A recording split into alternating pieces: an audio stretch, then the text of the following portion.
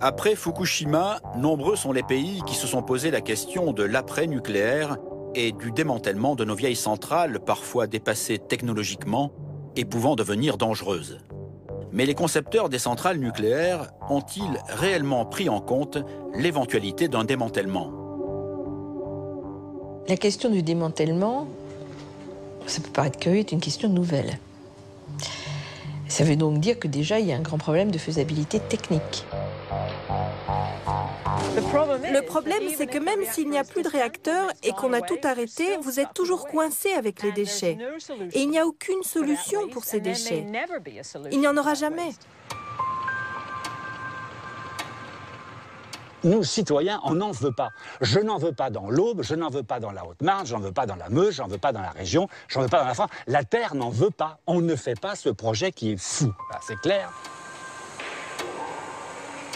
Le nombre de risques totalement sous-estimés, non analysés et rencontrés dans les opérations de démantèlement industriel est phénoménal.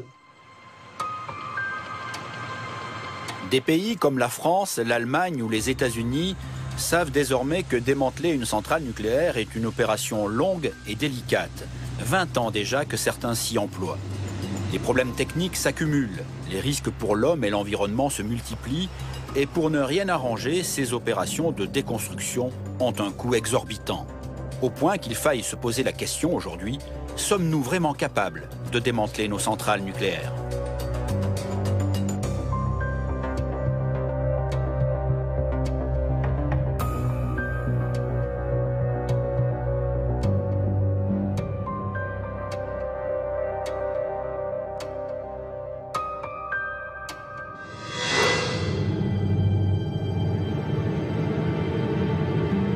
La France, un des pays les plus nucléarisés au monde, a opté pour un démantèlement immédiat de ses réacteurs en fin de vie.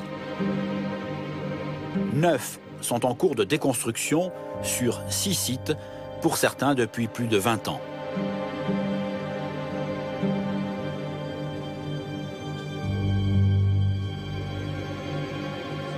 C'est ici, dans les monts d'Arrée, tout près du village de Brennilis, au milieu du parc naturel régional d'Armorique, que meurt à petit feu une des plus vieilles centrales nucléaires françaises. Mais que le touriste de passage se rassure, EDF maîtrise la situation. La stratégie d'EDF, c'est de démanteler sans attendre. Ne pas laisser le soin aux générations futures de réaliser le démantèlement de centrales qui ont cessé de fonctionner. Et donc dans ce cadre, le démantèlement de Brennilis a été réalisé déjà sur une période de 10 années. Et sur une période de 10 années entre 1997 et 2007, il y a déjà 50% du démantèlement qui a été réalisé.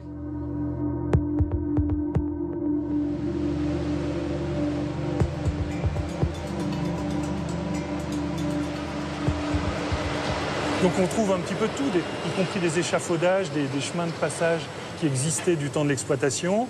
On trouve des tuyauteries ici de plus gros diamètre qui véhiculaient par exemple de l'eau. On trouve par exemple là ici une petite pompe. Donc là, faites attention. Voici 20 ans, EDF pensait faire de Brennilis la vitrine de son savoir-faire en matière de déconstruction. Mais l'opérateur n'avait peut-être pas prévu les risques qu'il y a à démanteler une centrale nucléaire.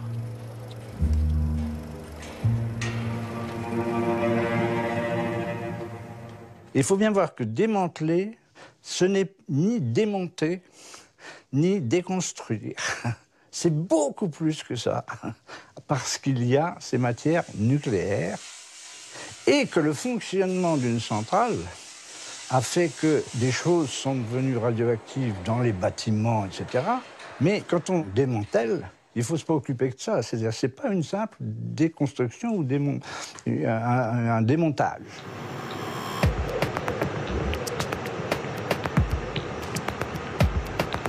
Dans le cadre d'un démantèlement, il va donc falloir démonter et stocker une à une toutes les pièces d'un puzzle complexe dont certaines resteront dangereuses des centaines de milliers d'années.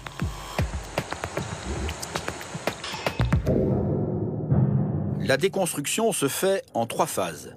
La première concerne le retrait du combustible, qui après son déchargement sera conservé 2 ans en piscine de refroidissement. On procède aussi à la vidange des circuits.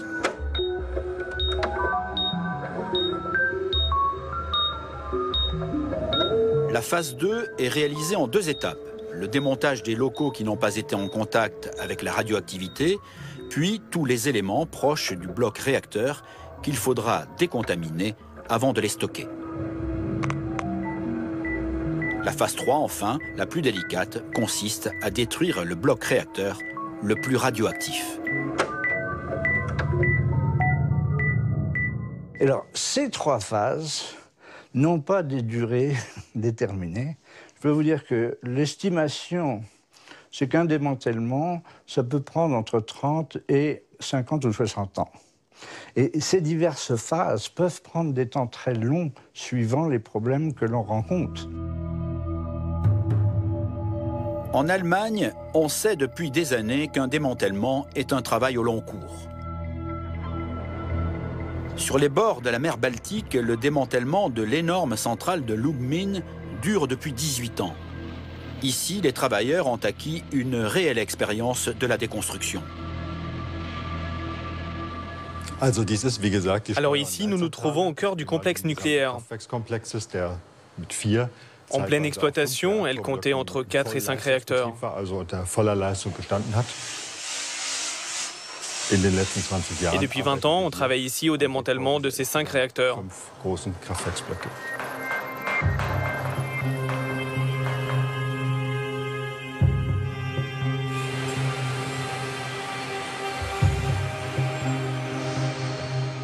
Nous avons ici plusieurs milliers d'employés qui connaissent ce métier. Le pilotage, la surveillance, les techniques de manipulation spécifiques au démantèlement. Le savoir-faire est déjà là. Aujourd'hui, les étapes essentielles du démantèlement, c'est-à-dire vider et énucléer les anciens bâtiments, sont pratiquement terminées. Les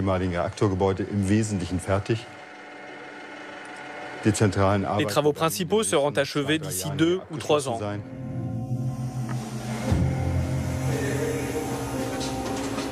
En attendant une solution de stockage définitif, les déchets très surveillés de la centrale de Lubmin sont entreposés sur place.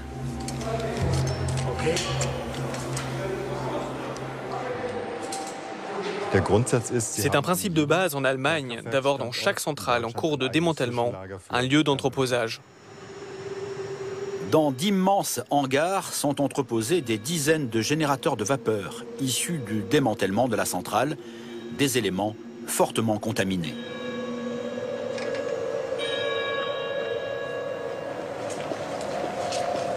Ces générateurs vont rester ici quelques années, le temps que leur radioactivité baisse. Si on les découpait maintenant, cela imposerait des mesures de protection très strictes. Et cela nous demanderait beaucoup de travail. Si nous attendons quelques décennies, le temps joue en notre faveur. Car les radionucléides ont une demi-vie pendant laquelle les éléments perdent une partie de leur radioactivité. Ainsi, nous pourrons les découper sans danger. Mais cela va prendre encore des décennies. Alors ils vont rester ici en attendant.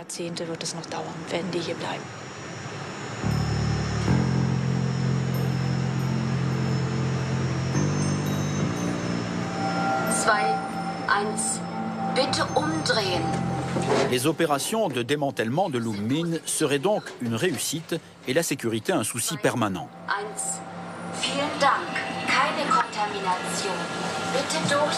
Mais l'entreposage sur place de déchets nucléaires très contaminés ne rassure pas les écologistes.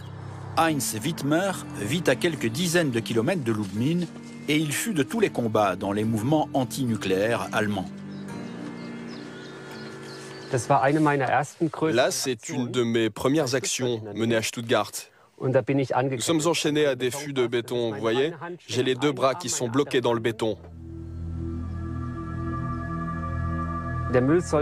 La présence de ces éléments radioactifs à Lubmin est en réalité définitive, car je doute fort que quelqu'un vienne les récupérer un jour. Pour nous, il est évident que Lubmin est programmé pour devenir un centre de stockage pour d'autres centrales en Allemagne. Et dès que l'occasion se présentera, elle sera saisie.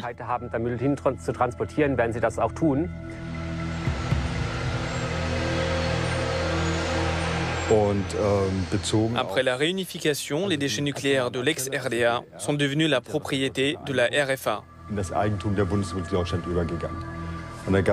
Donc la question se posait et une décision devait être prise.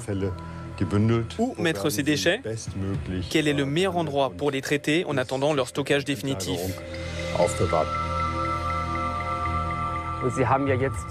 On dit qu'il ne s'agit que de stockage provisoire, mais nous savons qu'ils ont demandé une autorisation de stockage sans limite de durée. Il faudrait m'expliquer quelle est la différence entre les deux.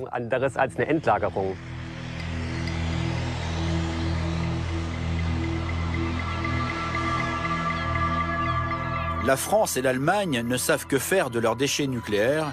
Ils ne sont pas les seuls. Les États-Unis, qui affichent fièrement le score de 14 centrales nucléaires déjà démantelées, ne font pas mieux.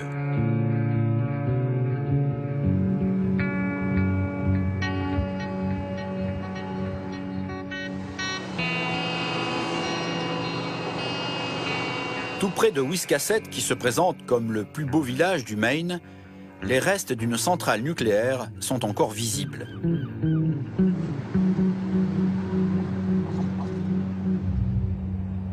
La centrale nucléaire de Maine Yankee, née en 1972, a été démantelée entre 1997 et 2005, avec des techniques parfois expéditives.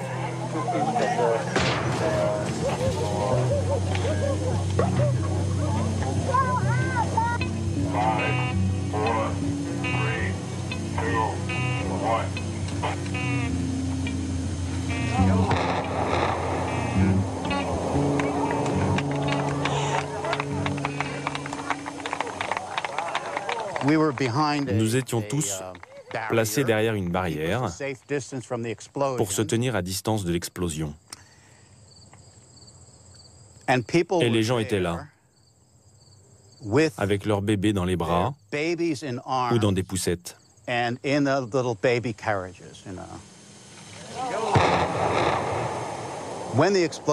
Et quand tout a explosé, un nuage de poussière est arrivé droit sur nous. Et je me disais, là, ils vont trop loin. Un peu trop loin. Cette méthode radicale est à l'image de toute l'histoire de Maine Yankee. Depuis sa construction, la centrale a connu de nombreux incidents. Elle a même contaminé les terres et les vaches de Ray Chadis. Et aujourd'hui, les déchets les plus radioactifs sont toujours là, à ciel ouvert.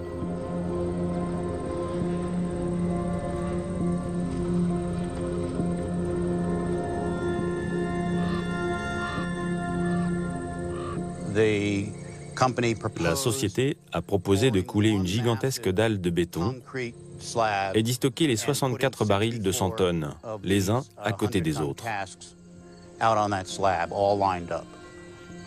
Nous avons donc commencé à négocier avec eux, en passant par les tribunaux, bien sûr. Et on a réussi à obtenir qu'ils répartissent les barils en plusieurs groupes, sur des dalles séparées. La seule mesure de sûreté aura donc été de disposer ces tonnes de déchets à vie longue, de telle manière que des secours d'urgence puissent intervenir en cas de fuite radioactive, ce qui est toujours possible.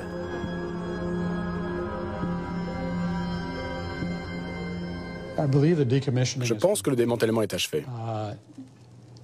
Il n'est pas encore achevé sur ce site précisément, parce qu'il reste encore des déchets. Il faudra donc vérifier après, une fois qu'ils auront été déplacés, s'il reste des traces. Il y a parfois une contamination à la surface des containers, causée par la pluie par exemple.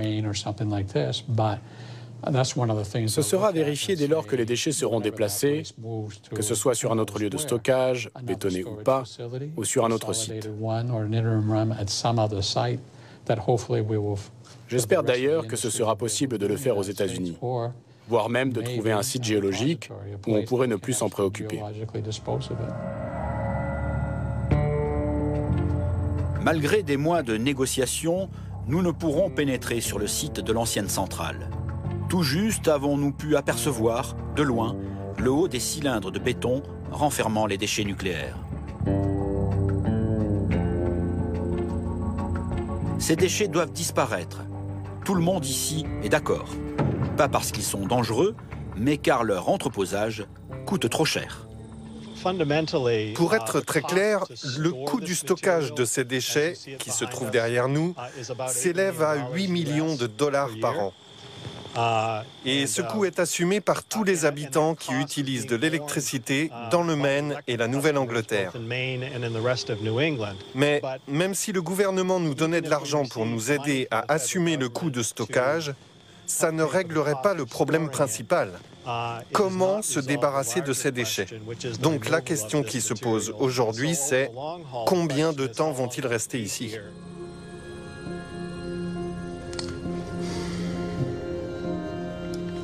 Il est possible que ça prenne du temps.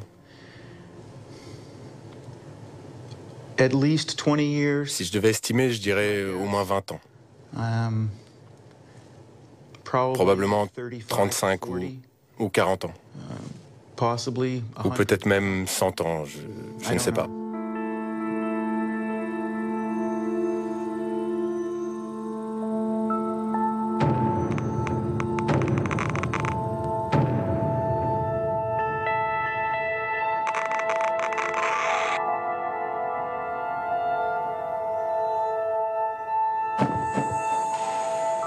Le constat est clair. Il y aura toujours plus de déchets au fur et à mesure des démantèlements des centrales nucléaires. Ces déchets sont classés selon leur taux de radioactivité et leur durée de vie. Il y a d'abord les TFA, très faible activité. Il y a ensuite les FMA, les faibles et moyennes activités à vie courte ou à vie longue. Les MAVL, moyenne activité à vie longue. Et enfin, les hautes activités à vie longue. Que faire de tous ces déchets? La question n'est pas neuve. Voici 40 ans déjà, les responsables du commissariat à l'énergie atomique avançaient des solutions, parfois les plus invraisemblables, pour se débarrasser des déchets nucléaires. Parmi les solutions envisagées, il y en a beaucoup. Il y a ceux d'enfouissement par le mouvement des plaques océaniques, dont certaines plaques plongent sous les plaques terrestres, et par ce moyen, les déchets radioactifs qu'on mettrait à l'endroit où se fait ce mouvement de plaques pénétreraient dans la masse en fusion du globe. On les renvoie vers l'intérieur de la Terre. Exactement. Si le projet lié aux plaques tectoniques sera abandonné, les opérateurs français EDF, CEA et Areva auront longtemps la charge de la gestion des déchets nucléaires. Entre 1967 et 1969, ils ne s'embarrassent pas avec les problèmes de stockage. On balance les fûts de déchets radioactifs à la mer. En France, ce sera dans la Manche.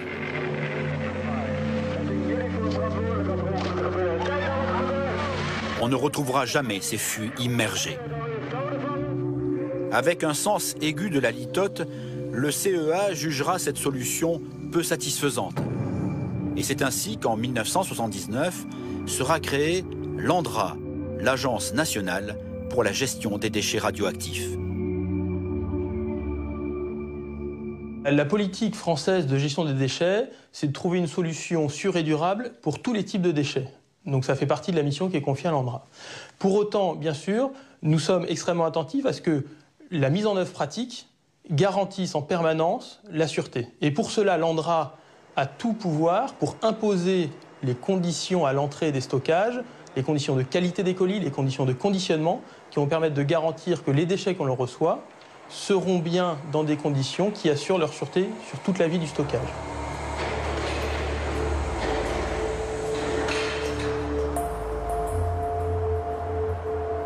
La France s'est dotée de 2 centres de stockage dans l'Aube.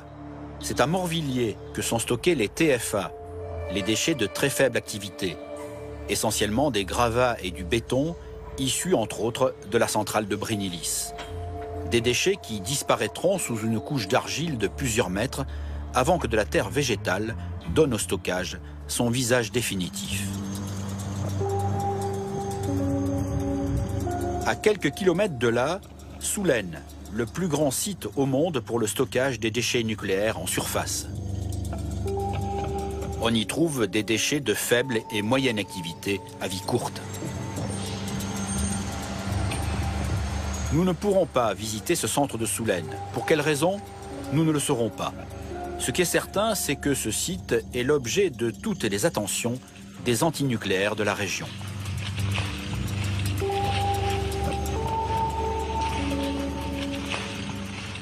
Donc je suis là aujourd'hui, 8 novembre, il est à peu près 16 heures, dans l'environnement du centre de stockage de déchets radioactifs de l'Aube, en train de mesurer le flux de rayonnement gamma avec ce centimètre DG5.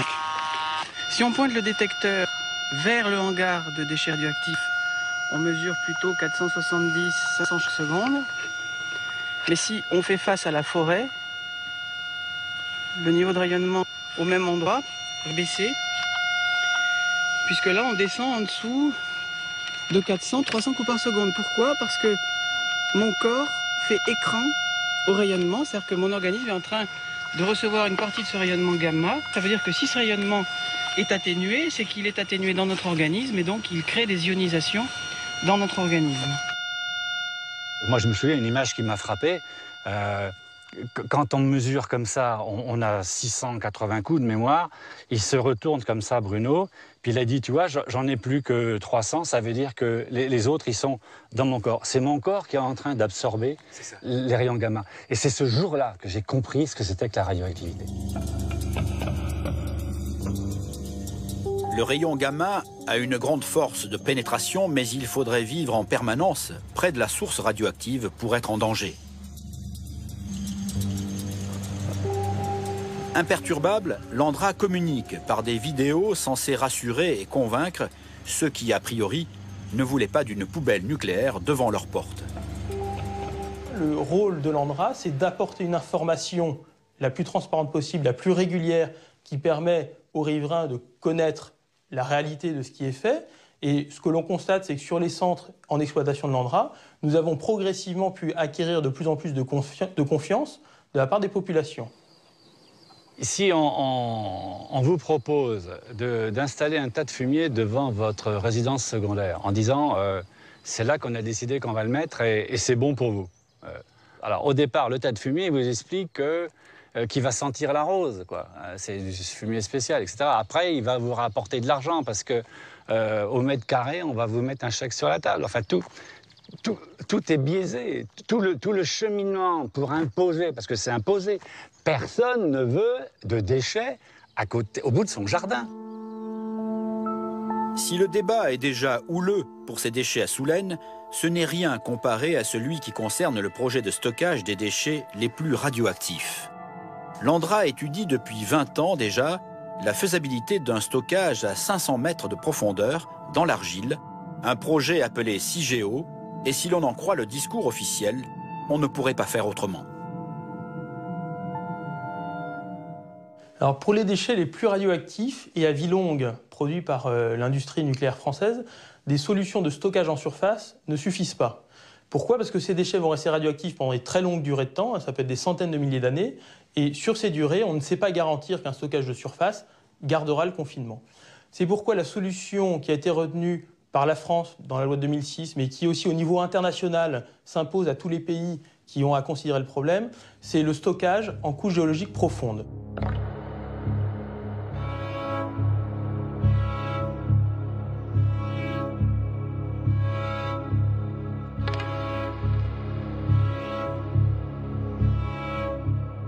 Voilà, alors là c'est... Bon, moi j'aime bien le montrer aux visiteurs parce que quand on parle d'argile, enfin c'est le vrai nom, c'est une argilite, une roche argileuse. Mais quand on parle d'argile, le public a souvent en tête l'argile du potier ou celle des masques de beauté. Malléable. Voilà, malléable, on imagine une roche meuble, hein, voilà, molle. Alors qu'en fait on a une véritable roche. Et cette roche est là 165 millions d'années. Elle s'est donc déposée en milieu marin.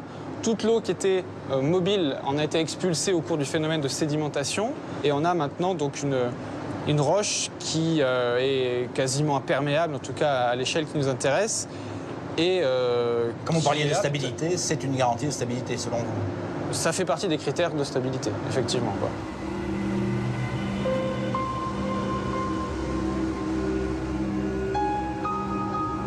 Tout est prévu, depuis l'arrivée des colis jusqu'à leur placement dans des alvéoles creusés dans l'argile. Le lieu de stockage sera stable durant des millions d'années c'est l'ANDRA qui le dit. L'argile serait donc en passe de remplacer le sel, dont on vantait pourtant les vertus pour neutraliser la radioactivité. Voici 40 ans, en Allemagne, on décide de stocker des déchets radioactifs dans une ancienne mine de sel, à 500 mètres de profondeur.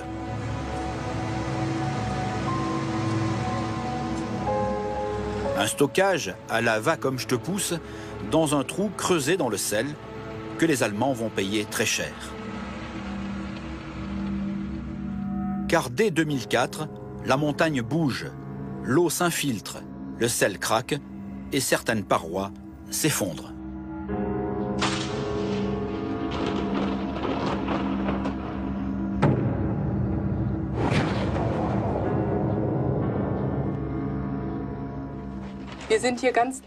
Nous sommes juste en dessous de la montagne et la pression sur les murs est énorme.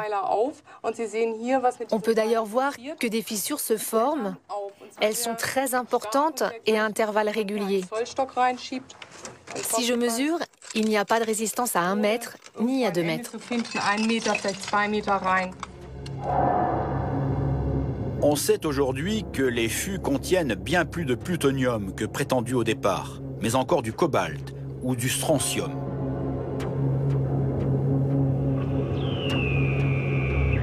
Les ouvriers passent leur temps à colmater des brèches en injectant du béton, pendant que d'autres contrôlent tous les jours le taux de radioactivité dans la mine.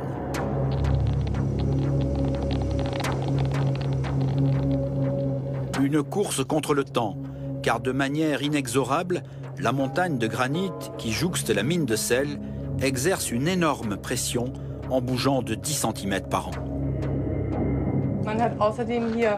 On a mis des poutrelles en fer et vous voyez comme elles se sont déformées en quelques années.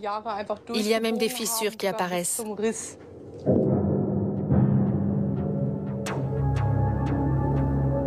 La radioactivité s'échappant des fûts éventrés est telle que ces déchets sont dans l'immédiat inaccessibles. Espérant les récupérer un jour, l'Allemagne continue de dépenser ici des millions d'euros.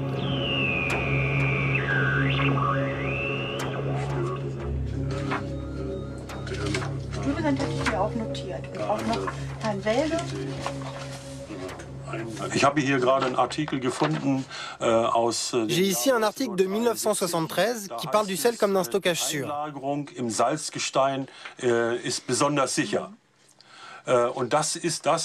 Et c'est exactement le message que l'on nous a fait passer pendant tout ce temps. Même à des ministres au niveau fédéral. Ils sont partis contents car les scientifiques leur ont expliqué que la technique était sûre. Et c'est comme ça que la population les a crus.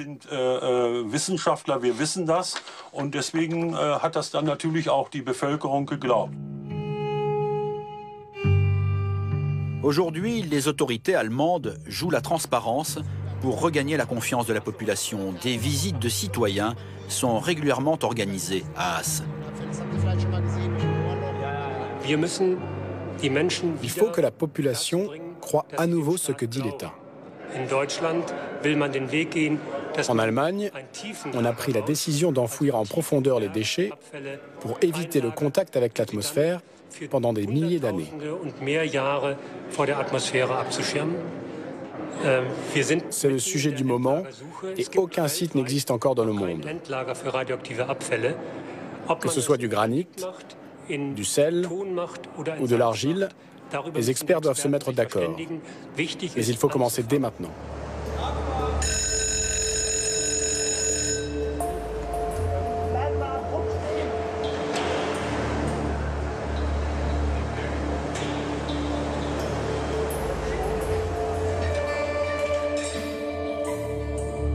Malgré l'échec cuisant de Asse, un autre site d'enfouissement est en préparation à Konrad. 1000 mètres de profondeur dans une ancienne mine de fer. Avec l'objectif affiché de ne plus toucher aux déchets qui y seront stockés. Ce sera un enfouissement irréversible pour des déchets de faible ou moyenne activité à vie longue. Ce raisonnement répond à une logique. En cas de stockage des déchets en surface, nous laisserions aux générations futures l'obligation de s'en occuper.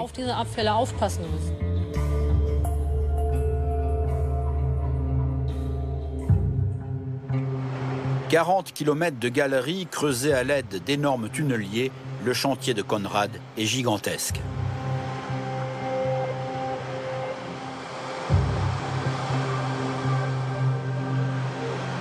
Les premiers castors, les containers renfermant les déchets nucléaires, sont attendus ici dans 2 ou 3 ans.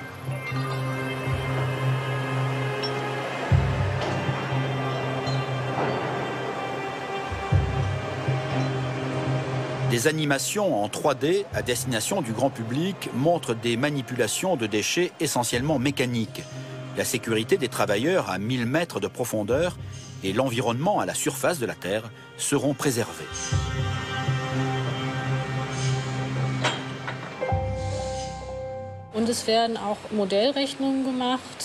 Nous avons examiné et calculé les risques selon les pires scénarios. Et si on prenait le pire des scénarios, il n'y aurait pas de fuite radioactive avant au moins 300 000 ans. Et d'ici là, la radioactivité des déchets entreposés aura baissé en dessous du seuil critique.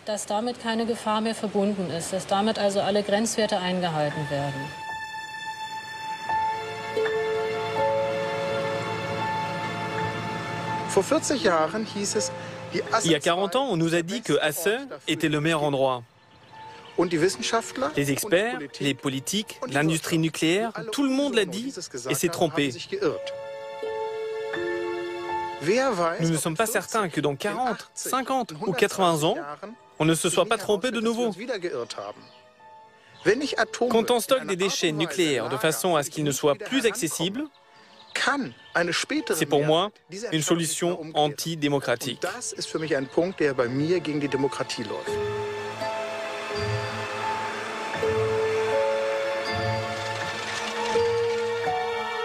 Un vrai débat sur le projet d'enfouissement en grande profondeur, c'est aussi ce qu'attendent les habitants de la région de Bure. Une population qui s'inquiète. L'Andra ouvre donc ses portes à quiconque s'intéresse au projet de stockage des déchets.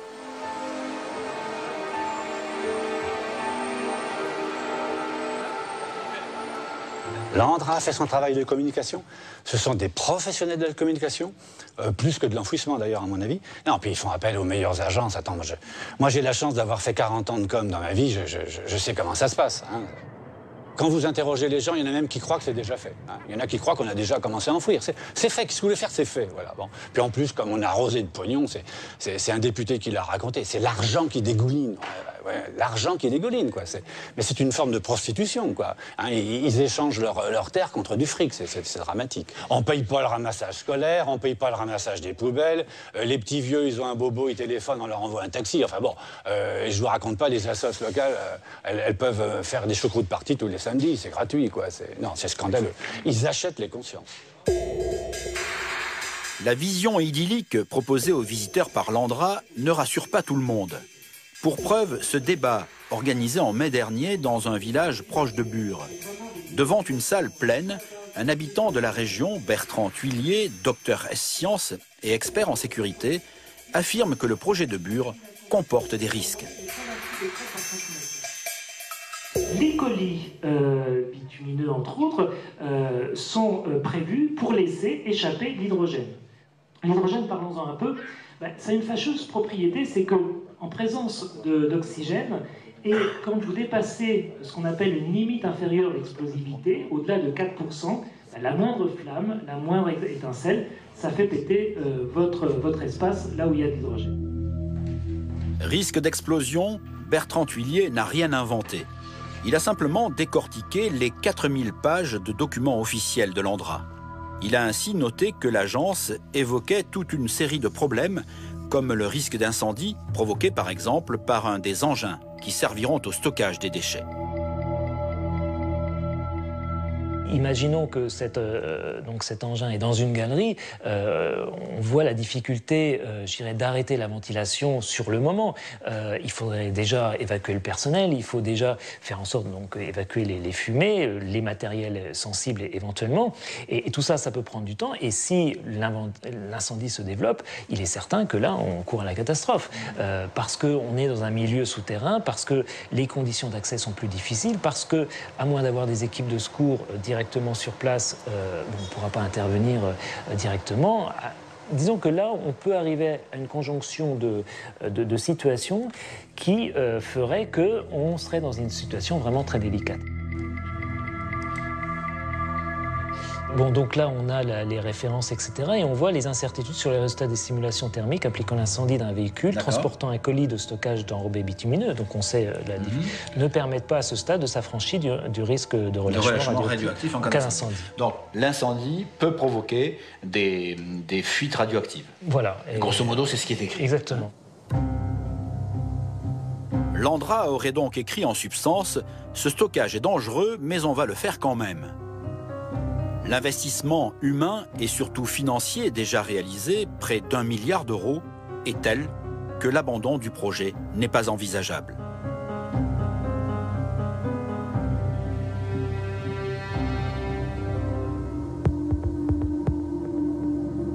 En l'absence de sites de stockage de déchets, on peut se retrouver dans des situations aberrantes.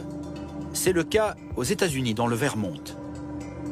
Intergy, propriétaire de la centrale Vermont Yankee, a décidé de prolonger la vie de son installation qui a déjà 40 ans. Et ce, alors que chacun s'attendait à la mise à l'arrêt de cette centrale, qui est du même type que celle de Fukushima.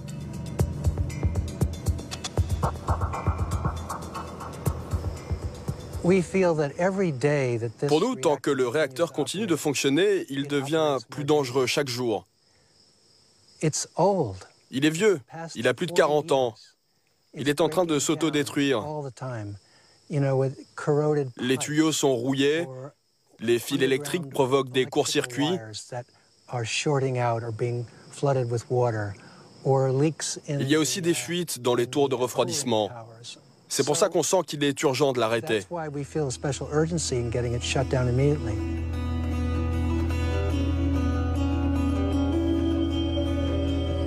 Randy Keller est avocat et l'une des figures du mouvement antinucléaire aux États-Unis. Il est de ceux qui ont convaincu le gouverneur de l'État d'exiger le démantèlement de la centrale. Mais jusqu'ici, la justice a donné raison à Intergy. Vermont Yankee ne sera donc pas démantelé tout de suite. De toute façon, il n'existe aucune solution pour ces déchets.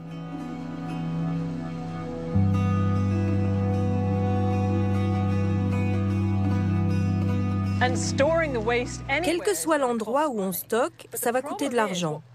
Et le problème que l'on rencontre, c'est que tout ce qu'on nous propose comme des solutions et que le gouvernement a bien voulu envisager en termes de traitement des déchets consiste soit à les laisser dans la cuve de combustible, très mauvaise idée, soit à les enfermer dans des barils de stockage à sec, c'est ce que vous avez vu à Main Yankee, soit à les emmener dans un dépôt géologique naturel.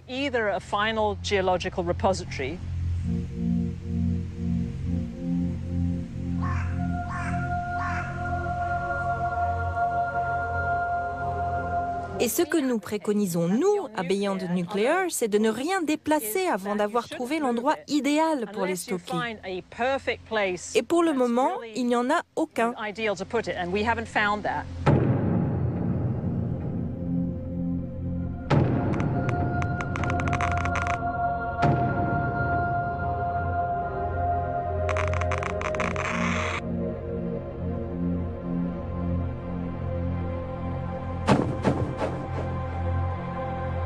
Un démantèlement se révélera beaucoup plus risqué dès que l'on va s'approcher du cœur du réacteur. À Brennilis, EDF va s'attaquer à un chantier extrêmement délicat de la phase 2 du démantèlement.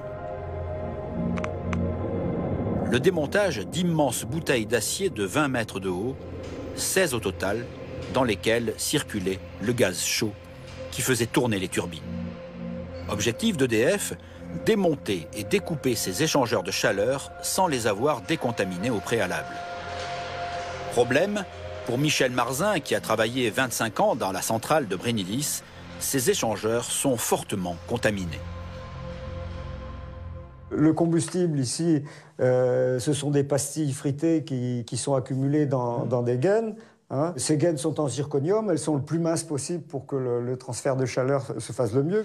Et de temps en temps, défaut de fabrication ou surchauffe quelque part, elles se fissurent et elles lâchent l'uranium, les pastilles d'uranium qui sont à l'intérieur. Et donc on retrouve du plutonium, de l'uranium, et puis bien sûr tous les radioéléments des produits de fission qui fichent le camp dans la circulation de CO2 et qui tournent en boucle dans ce circuit. Donc, pour vous... Donc dans les échangeurs, il y en a.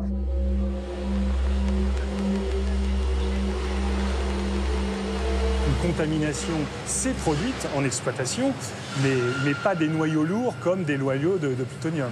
Donc aujourd'hui, il n'y a aucune caractérisation qui a été faite, et elles sont nombreuses, qui démontrent qu'il y a du plutonium. Donc tous ces déchets sont des déchets 90% très faiblement actifs et 10% sont moyennement actifs.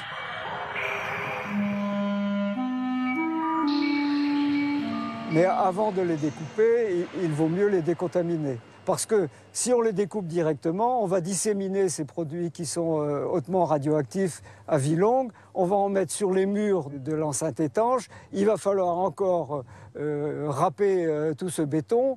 Ça va durer une éternité et on va contaminer des gens. La stratégie adoptée à Brennilis est d'autant plus surprenante qu'à Chaux, dans les Ardennes, EDF fait tout le contraire, avec les générateurs de vapeur, des éléments comparables aux échangeurs de chaleur.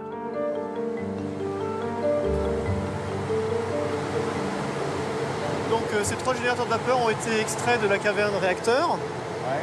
Les 2 que vous voyez ici ont été décontaminés chimiquement. C'est-à-dire qu'on a ôté quasiment toute la radioactivité qui était contenue à l'intérieur des tubes du générateur de vapeur. Ces tubes étant en contact avec le fluide primaire qui lui-même est en contact avec le combustible. Donc le but c'est de les envoyer en monobloc pour des questions d'abord de sécurité, parce que chaque découpe ça va engendrer des risques supplémentaires. Donc on les envoie en monobloc, en centre de stockage, TFA, à l'endroit. D'accord. Décontamination sans découpage à Chaux, découpage sans décontamination à Brennilis, avec une possible mise en danger des travailleurs. C'est ce que craint Dominique Huez, qui a travaillé durant 30 ans en tant que médecin à la centrale de Chinon, dont un réacteur est en cours de démantèlement. Ce que je sais, c'est que si c'est bien décontaminé, à la fin, ça ne le sera pas. Parce que les radiocontaminants les plus embêtants seront à l'intérieur des métaux et ressortiront. Et dès qu'on va commencer à tronçonner, à découper, à l'arc, etc., de toute façon, on va reprovoquer des vapeurs de plasma qui vont elles-mêmes supporter des radiocontaminants. Donc moi, si on me dit je découpe et je ne décontamine pas avant, si c'était moi là-dedans, je ne dirais rien. Je poserais une seule question, comment sont protégés les travailleurs? C'est tout. À Lubmin, en Allemagne, la radioprotection est un souci permanent et l'expérience acquise par les ouvriers leur permet de travailler en limitant le risque. Et parfois, ce sont des robots qui les remplacent.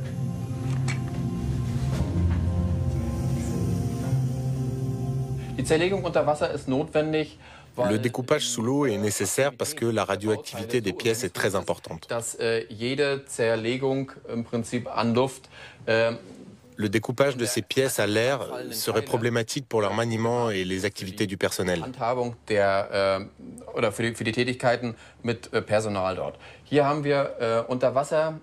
Ici, l'eau nous protège. Nous pouvons réaliser tous ces travaux sans avoir de rayonnement ionisant élevé. L'eau contaminée sera ensuite confinée et stockée. Une grande partie du personnel de la centrale nucléaire, du temps de son exploitation, a été conservée pour le démantèlement. Des hommes qui connaissent parfaitement les lieux et leurs dangers potentiels. Le risque de contamination est ainsi réduit. En Allemagne, comme ailleurs, cette transmission du savoir est essentielle après l'arrêt définitif d'une centrale nucléaire.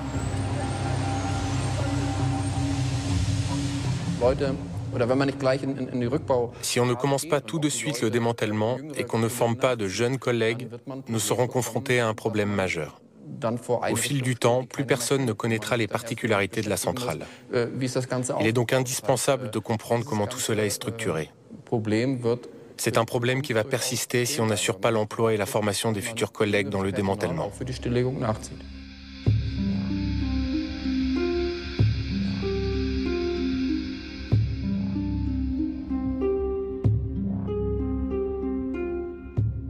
Le transfert de connaissances entre celui qui a exploité la centrale lorsqu'elle fonctionnait et celui qui va la démanteler, il est primordial. Il est primordial parce qu'il va permettre à celui qui va démanteler d'avoir la meilleure connaissance possible de l'installation et donc d'en limiter ensuite les risques. Le démantèlement immédiat, il permet aussi de répondre à cette exigence d'entreprise qui est une exigence de responsable, qui consiste à assumer les décisions prises par les générations d'aujourd'hui et de ne pas transférer aux générations futures ce démantèlement. La mémoire de l'installation, c'est un bon argument. Par contre, il faut le mettre en œuvre. Et malheureusement, quand on fait le constat aujourd'hui des centrales qui sont actuellement en démantèlement, principalement Brennilis, Chinon, Saint-Laurent, etc., on s'aperçoit qu'EDF ne met pas du tout en œuvre cette exigence de mémoire des installations dans le choix qu'elle fait financier exclusif du recours à ces prestataires. La plupart du temps, les sous-traitants ne sont pas ceux qui ont participé aux opérations d'exploitation. En réalité, donc, en France, ces ouvriers sous-traitants sont brinque-ballés d'un site à l'autre et n'en connaissent aucun. L'autre argument sur ces générations futures qu'il faudrait préserver ne tient pas non plus.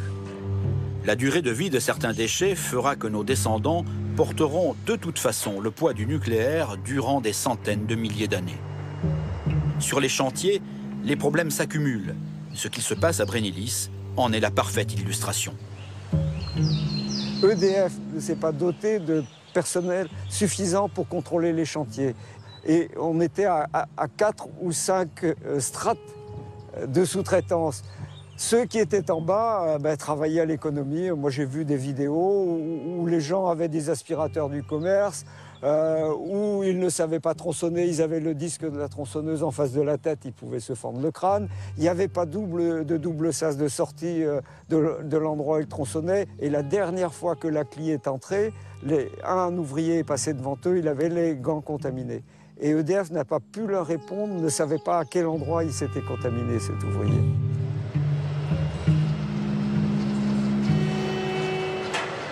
Est-ce que vous êtes certain, par exemple, que quand Monsieur X, employé par la société Y, vient travailler sur votre chantier dont vous êtes le responsable, oui, il a les compétences, il a reçu la formation, qu'est-ce qui vous dit que le gars sait faire? Il doit le démontrer, et de toute façon, j'ai autorité, il doit le démontrer au chargé d'affaires, et j'ai toute autorité sur le site pour pouvoir arrêter un chantier à n'importe quel moment si je devais constater un écart par rapport aux règles et aux priorités notamment concernant la sécurité. Hélas, on ne jugera des conséquences d'un démantèlement mal maîtrisé que bien après les travaux. Car les maladies radio-induites ne se déclarent parfois que 15 ou 20 ans après l'exposition aux radiations.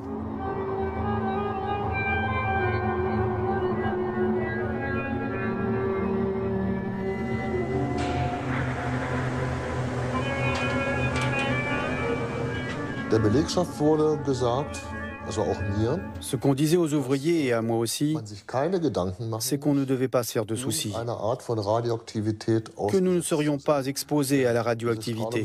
Ils nous ont même dit que la radioactivité était très faible et que même s'il y en avait, le sel autour capterait cette radioactivité. Les ouvriers et moi n'avons pas remis cela en question.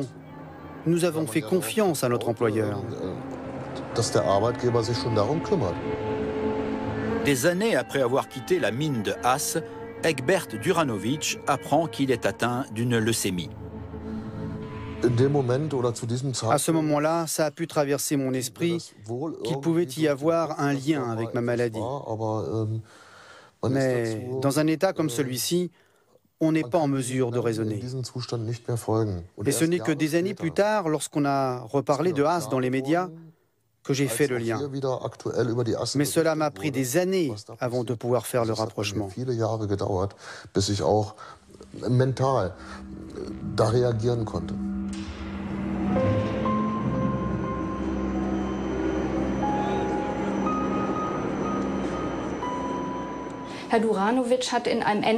Monsieur Duranovic a travaillé dans une mine qui n'avait pas le statut de centre de stockage.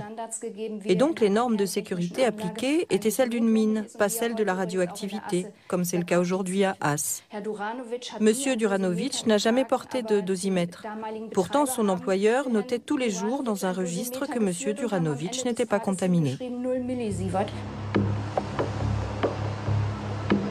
En France, les ouvriers chargés du démantèlement seraient complètement déconsidérés. Conséquence, ils ne bénéficient d'aucun suivi médical rigoureux alors qu'ils concentrent à eux seuls 80% des doses de rayonnement reçues dans les centrales nucléaires. Vous savez qu'il y a quelques années, parmi les sous-traitants, la convention collective majoritaire parmi les sous-traitants, c'était la convention collective de la métallurgie. Aujourd'hui, la convention collective majoritaire, c'est celle du nettoyage. Quand on regarde les 20 dernières années, il y a eu une dégradation considérable. Effectivement, ils ne sont pas considérés comme étant pleinement acteurs de la production d'électricité. Voilà, ils se sentent un peu rejetés. C'est pas qu'ils se sentent rejetés, c'est qu'ils sont, de fait, mis à côté, mis à part.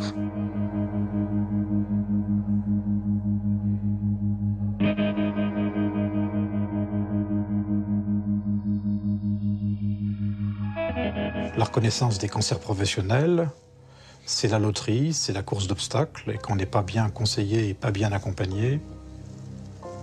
Plus de 50% ne sont pas reconnus alors qu'ils se sont déclarés, et on peut penser qu'il faudrait multiplier d'un facteur 10 au moins tous les cancers qui pourraient être reconnus et qui ne le sont pas.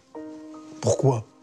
Parce qu'il existe un lobby nucléaire dans ce pays, qui a largement les moyens de payer les cancers professionnels, mais qui ne le veut pas le voir reconnu, parce que s'il y a des cancers professionnels reconnus, ça voudrait dire pour lui que ce risque serait humainement inacceptable. C'est stupide, même dans le raisonnement où on penserait que le programme nucléaire devrait perdurer. On retombe encore sur des blocages idéologiques. Donc oui, c'est très difficile de faire reconnaître des cancers liés au rayonnement ionisant.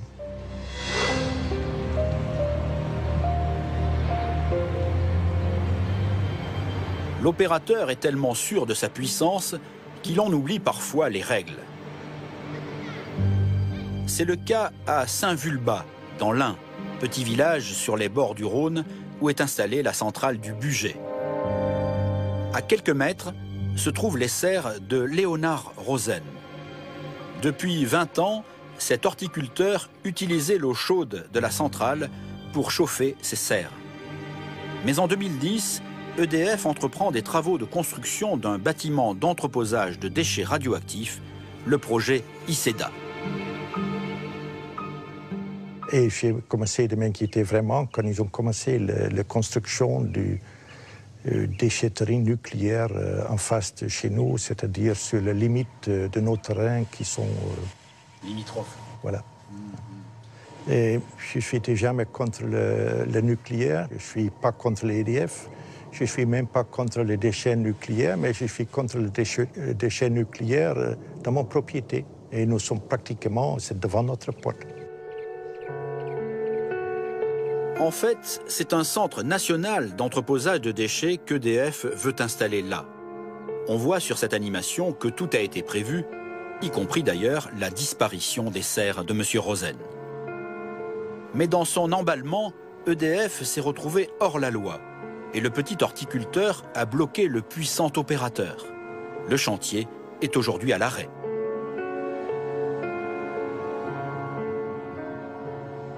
Le PLU qui régit cette zone autorise la centrale à fonctionner et à gérer notamment ses propres déchets. Point. Le bâtiment d'Iceda est un bâtiment pour gérer les déchets de 9 autres centrales de toute la France. Le bâtiment était donc construit dans un but qui n'était pas celui du PLU, tout simplement. Et ce que M. Rosen a voulu faire mettre sur la place publique et finalement sanctionné par le tribunal administratif, c'est uniquement ça, à savoir que ce terrain est utilisé pour une construction qui n'est pas en conformité avec le PLU. Le sujet reste très sensible et il ne fait pas bon stationner aux abords de la centrale nucléaire du Bugey. Nous étions là depuis quelques minutes à peine quand des gendarmes, installés dans la centrale, sont venus nous contrôler. Un documentaire. Bonjour. Pierre-Yves Joly, avocat. Léonard Rosen est habitué à ce qu'il estime être des pressions.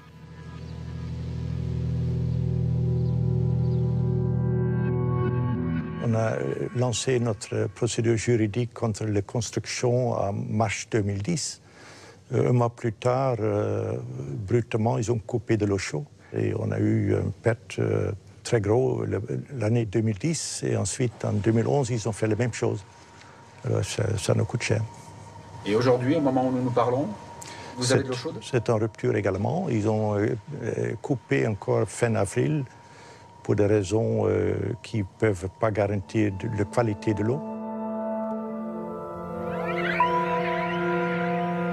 La seule solution pour EDF serait que la municipalité de Saint-Vulbas modifie son plan local d'urbanisme, et c'est ce qui serait prévu. Car ici, on ne pourrait rien refuser à EDF. On pense qu'il y a eu des pressions politiques, il y a eu des pressions d'EDF, il y a une manne financière que distribue EDF ici sur toute la région, non seulement sur Saint-Vulbas, mais sur beaucoup de communes environnantes, qui fait qu'à elle seule, cette manne est une pression, quoi. Donc on sent bien qu'il y a eu des directives de leur dire on remet tout à plat, et refaites voter. Et pour faire revoter cette modification de PLU, ils nous l'ont habillé en présentant Iceda accompagné d'un projet de centre de formation, de la force d'action rapide et d'un restaurant, restauration rapide, un truc comme ça. Ouais. Voilà, on emballe ça en disant, vous voyez, ça va amener 200, 250 emplois, je ne sais plus combien. Enfin bref, le chantage à l'emploi en période de chômage, c'est un argument qui porte. Donc voilà, donc il y a eu un revirement à 180 degrés qui est plus qu'étonnant.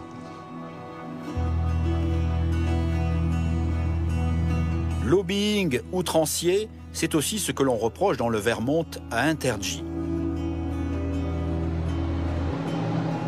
Dans une région sinistrée où les dépôts de bilan sont légion, l'opérateur américain a beau jeu d'imposer sa loi. Ils mettent en avant l'aspect économique. Ils disent que les postes qui ont été créés alimentent l'économie locale. Ils ont besoin d'acheter des matériaux dans la région, ils engagent des électriciens locaux, des plombiers, etc., en plus de tous les employés de la centrale. Ils disent toujours que l'économie du Vermont s'effondrerait s'ils partaient.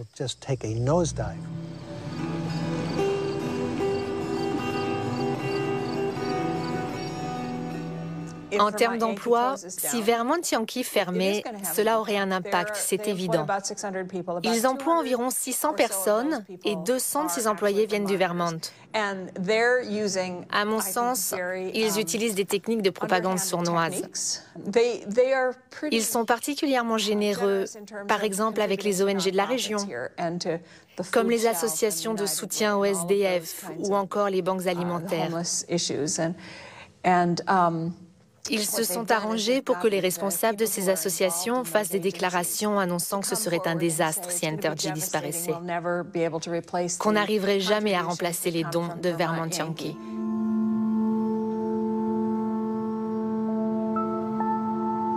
Entergy a quasiment construit cette école. C'est le fruit des profits de Vermont Yankee. Donc les habitants leur en sont reconnaissants. Et pour la plupart, ils s'accordent à dire qu'Entergy est un très bon voisin. Ils soutiennent la Croix-Rouge locale, Les scouts, ils ont payé une partie de cette école, ils font donc circuler beaucoup d'argent. On peut dire qu'ils achètent la population. Le mot n'est pas trop fort.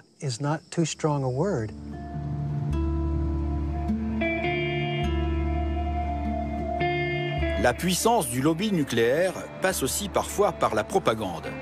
En Bavière, par exemple, le propriétaire de la centrale de Niederreichbach communique sur le retour à l'herbe. La nature reprend ses droits après déconstruction. Un des 2 réacteurs de la centrale a été démantelé en 1995 et aujourd'hui, on y croise des vaches écossaises et leurs propriétaires. Le critère important pour moi avant de m'installer était de faire contrôler la viande de mes vaches. Et c'est ce que j'ai fait en demandant des analyses à un laboratoire indépendant. J'ai obtenu un certificat qui me garantit qu'il n'y a pas de résidus nucléaires ici, plus qu'ailleurs. Ce type de résidu, ça existe partout, mais rien ici n'indique la présence d'une centrale nucléaire autrefois. Mes vaches mangent l'herbe la plus contrôlée du monde en matière de radioactivité.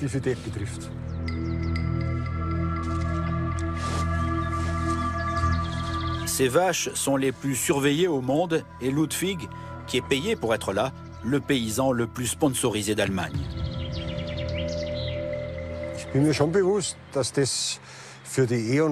Je suis bien conscient d'écrire l'histoire de la centrale. Je donne une bonne image aux visiteurs qui passent en bus dans la région.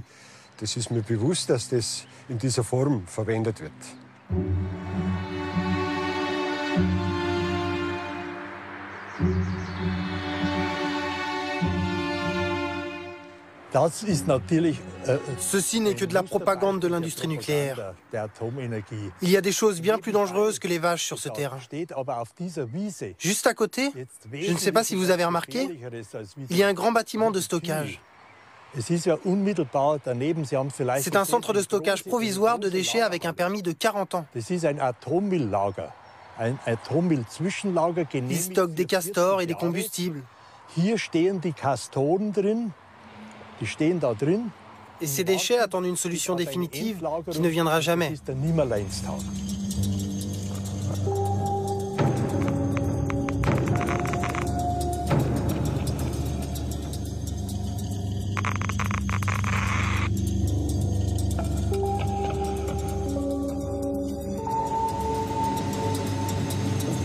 Sur toute la planète, aucun pays n'échappe à la question. Aura-t-on la volonté politique et les moyens de financer le démantèlement des centrales nucléaires? L'Allemagne, par exemple, est très discrète sur ce que devrait coûter la mise hors service et le démantèlement de ses 17 réacteurs nucléaires d'ici à 2022. On sait que le retour à l'herbe de Niederreichbach a coûté à lui seul 90 millions d'euros. Et on estime que le démantèlement des 5 réacteurs de Lubmin a atteint en 20 ans les 4 milliards d'euros. On peut comprendre cette discrétion de l'Allemagne quand les estimations du coût des opérations de démantèlement dans ce pays varient de 45 à 300 milliards d'euros sur 20 ans.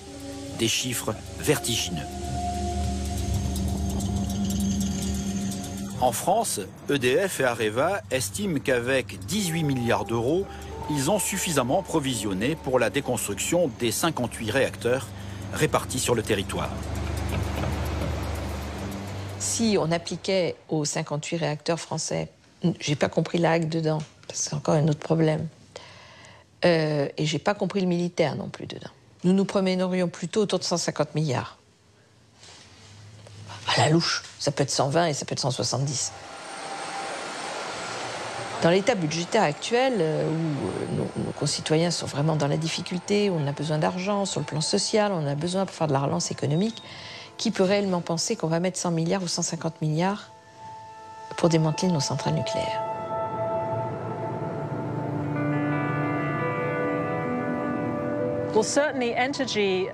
D'après mes informations, les fonds alloués au démantèlement auraient été investis en bourse. Et Entergy y aurait perdu 40% de ses fonds prévus pour le démantèlement. Donc, il est vrai que si la centrale devait fermer aujourd'hui, Entergy n'aurait pas assez d'argent pour lancer le démantèlement.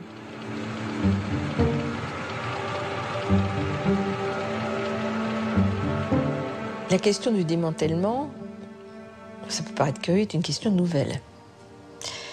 Ça veut donc dire que déjà, il y a un grand problème de faisabilité technique. Et on en a un très bon exemple avec Brennilis. Mais au-delà de la faisabilité technique, mais les deux sujets sont liés, il y a la faisabilité financière. Pourquoi est-ce que les deux sujets sont liés?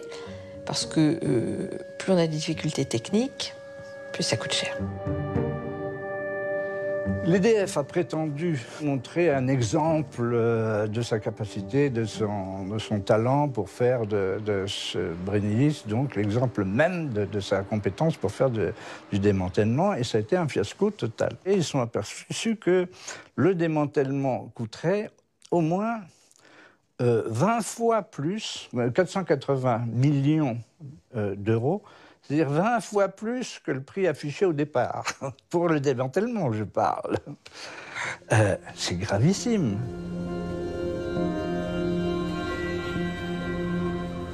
En tant que citoyenne, moi je me dis, mais est-ce que réellement, un jour, on va les démanteler, ces centrales nucléaires? Voilà, voyez-vous, c'est pour moi une vraie question, parce qu'au-delà du coût, je pense qu'on n'a pas l'argent qu'il faut pour. Et je ne vois pas où on va le trouver. Dans tous les pays du monde, le démantèlement des centrales nucléaires coûtera beaucoup plus cher que prévu. La déconstruction se révèle complexe, longue, dangereuse, et la gestion des déchets reste partout un casse-tête.